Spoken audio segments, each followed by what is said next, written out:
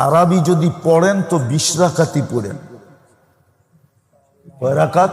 20 রাকাত। কয় রাকাত? 20 রাকাতে শুধু তারাবি আদায় হবে না, আরো 2টা আদায় হয়ে যাবে। আল্লাহ যদি রমজান পর্যন্ত আমাদেরকে পৌঁছায় দেয়, দেখেন রাগ হয়েন না, আমার কথা মানেন। হইতে পারে এখানে কেউ থাকতে পারেন, আমি আপনার বিরোধিতা করতেছি না। 20 রাকাতের ভিতরে 3টা জিনিস রাখা আছে, তারাবিও রাখা আছে, কিয়ামুল লাইলও রাখা আছে, তাহাজ্জুদও রাখা আছে।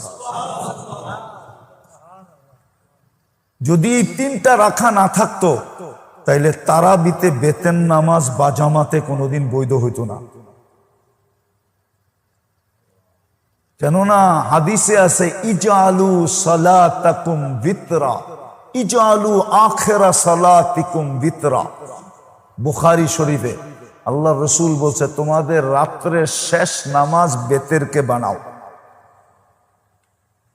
তো তারাবি পড়ার পরে মুসল্লিরা বলে ইমাম সাহেব তারাবি হয়ে গেল, কিয়ামুল লাইল হয়ে গেল 8 রাকাত, তাহাজ্জুদ হয়ে গেল 8 রাকাত, বাকি রইল বেতের, ওইটা আবার বাড়ি লয়ে যাবো কেন, আপনিই পড়ায় দেন।